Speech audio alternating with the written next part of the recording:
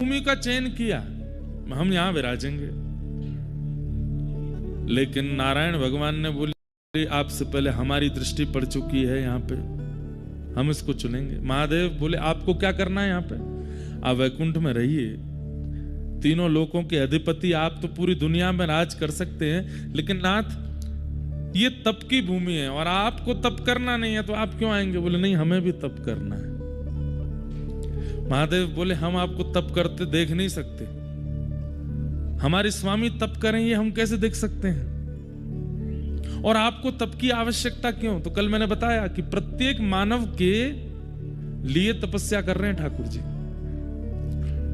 तो पहले महादेव ही विराजमान थे यहां पर, लेकिन नारायण भगवान विचार किए कि राजी राजी नहीं मिलेगी जगह तो छल बल से ले लेंगे हम, और एक छोटे से बालक का रूप धारण करके तप्त कुंड के पास में, जैसे एक बालक किलकारी मार के रोता है, ऐसे ठाकुर जी रोने लगे। पार्वती मैया तप्त सरोवर में स्नान करने जब आई, महादेव से कहा अरे ऐसा लगता है कि कोई देवांगना भ्रमण करने आई थी।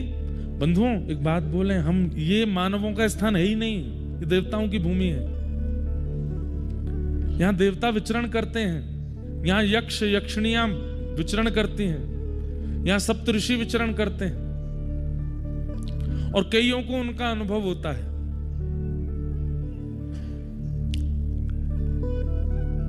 बस कभी अनुभव हो उससे डरिएगा नहीं।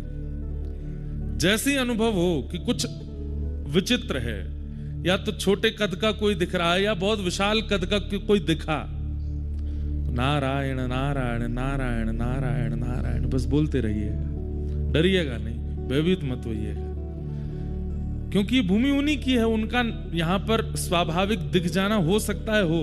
और जून जुलाई के महीने में तो शायद होता ही नहीं है, क्योंकि भीड़ इतनी होती है। अभी यहां बहुत संख्या कम है, मेरे हिसाब से 2-2,500 लोग भी नहीं होंगे पूरे बद्रीनाथ में। इतनी कम संख्या जब होती है तो निश्चित है कि देवजन आ ही जाते हैं। तो हो सकता है कि जो यहां निवास कर रहे हो उनको कुछ अनुभव हो जाए, वो बात अलग है। कोई घोड़ा बेच के सो जाता है तो उसको तो क्या ही अनुभव होगा, पर किसी को अनुभव हो जाए तो भयभीत मत होना, विचलित मत होना, भागना नहीं डर के, बस हाथ जोड़ करके नारायण नारायण नारायण, और थोड़ी सुध-बुध रहे तो जो दिखें उनसे प्रार्थना कर लीजिएगा कि आप आए, बड़ी कृपा। अब उनसे भी प्रार्थना कीजिए कि वो भी अनुग्रह करा दें।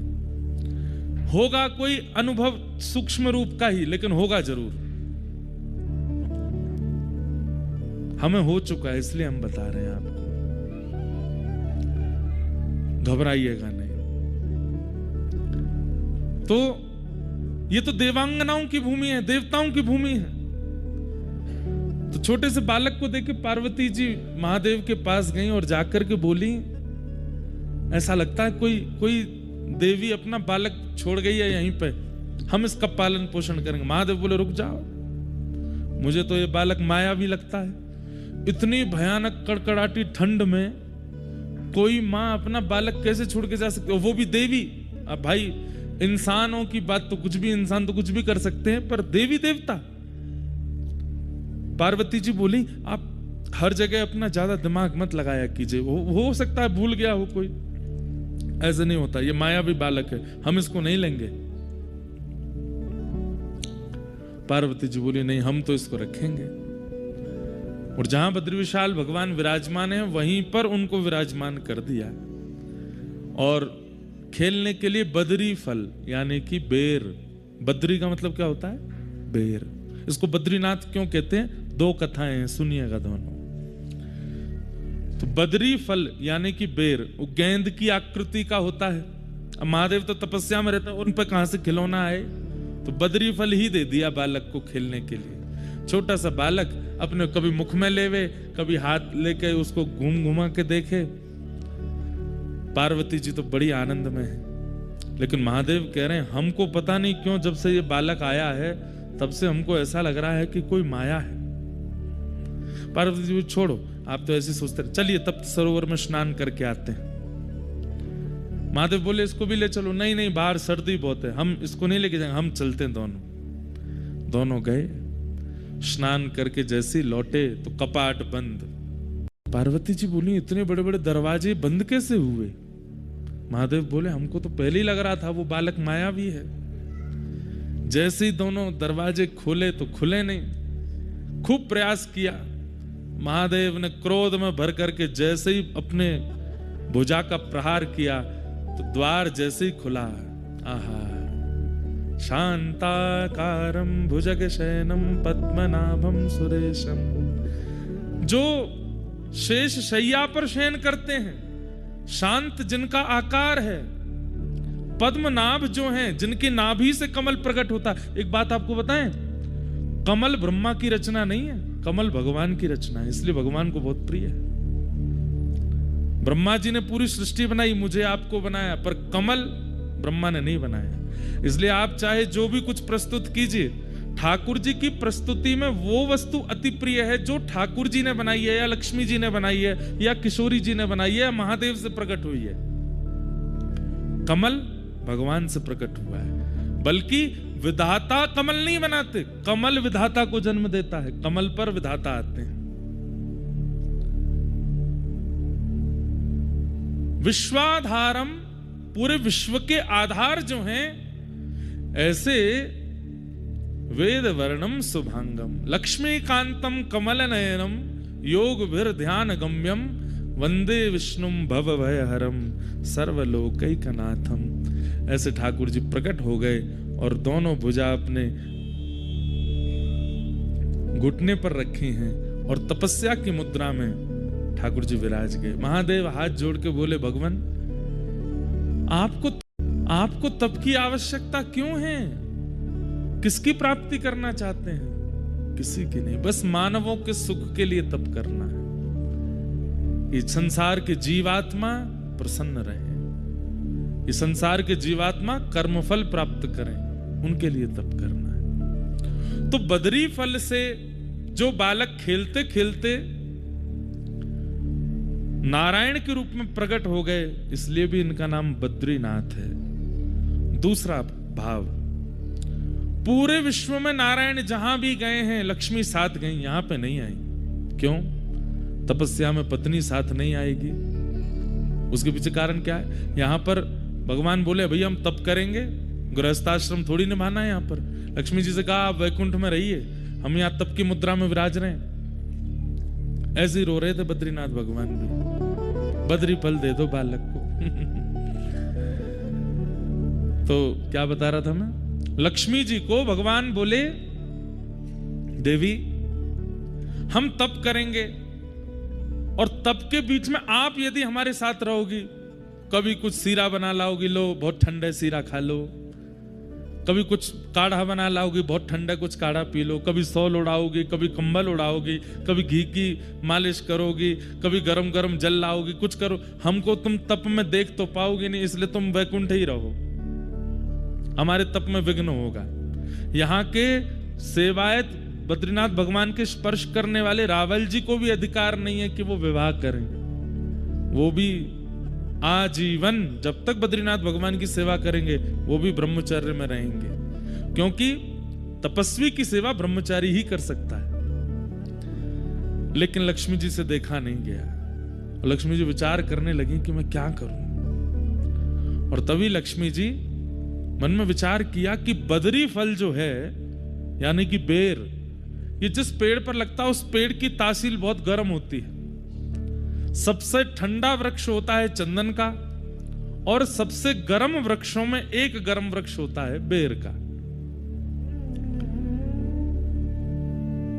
लक्ष्मी मैया ने विचार किया कि ठाकुर जी बैठे हैं, इतनी ठंडी वायु चल रही है, ब्यार चल रही है, बर्फ गिर रही है, मैं अपने नाथ को देख नहीं पा रही। तो जहां पर ठाकुर जी बैठे थे ठीक वहीं कमर लगा करके लक्ष्मी जी ने विचार किया लक्ष्मी रूप में तो नहीं रह सकती, तब आप बदरी वृक्ष बन करके प्रकट हो गए, ताकि इनका स्पर्श रहेगा तो ठाकुर जी को ज्यादा शीतलता का अनुभव नहीं होगा। इसलिए बद्रीनाथ, बद्री यानी बेर, और यहां की बद्री यानी श्री लक्ष्मी ही बद्री वृक्ष बन के खड़ी हैं, इसलिए बद्रीनाथ माने लक्ष्मीनाथ, वही ठाकुर जी यहां विराजमान है। ऐसे श्री बद्री। इस भूमि की इतनी सुंदरता का कारण क्या है? भागवत में वर्णन है।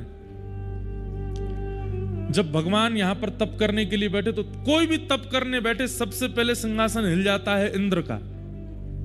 इंद्र सोचता है कि अब ये तप करके मेरे सिंहासन को लेंगे। इंद्र को यह नहीं पता कि वो त्रिलोकीनाथ हैं, वो चाहते हैं तो तुम सिंहासन पर बैठते हो, लेकिन फिर भी उसको चिंता हो गई। इंद्र ने एक ही बाण है उसके पास सबकी तपस्या भंग कराने का, कामदेव से जाकर के कहा, ये हमारे तप कर रहे हैं ठाकुर जी, इनको कहीं ना कहीं इंद्र की पदवी चाहिए, आप जाकर के कुछ योजना बनाओ। कामदेव बोले, तुम पे एक ही काम है, कोई भी तप करने बैठता है मुझे भेज देते हो। महादेव ने जला करके भस्म कर दिया था मुझको, नारद जी से तुमको कुछ हुआ, नारद जी के लिए भेज दिया, यही करते रहते हो। अभी भगवान तप कर रहे हैं, करने दो उनको। वो नहीं नहीं नहीं नहीं, देवलोक की रक्षा के लिए जाओ। तो कामदेव जब आता है, कोई ऐसा नहीं कि वो पुरुष, वो माहौल बनाता है ताकि चित्त में काम का प्रादुर्भाव हो। और माहौल के लिए उसने क्या किया? सुंदर पवन बहने लगी, सुंदर सुंदर वृक्ष प्रकट कर दिए इन पर्वतों पर, ऐसी सुंदरता फैला दी। यहां थोड़ी दूर पर फूलों की घाटी है, हेमकुंड साहिब जाते हैं वहां पर, ऐसे सुंदर पुष्प हैं, विश्व के सबसे सुंदर पुष्पों की घाटी है यहां पर। कामदेव ने सुंदर पुष्प, सुंदर वृक्ष, सुंदर सब कुछ व्यवस्थित कर दिया कि देख करके सबके चित्त में काम प्रकट होने लगे।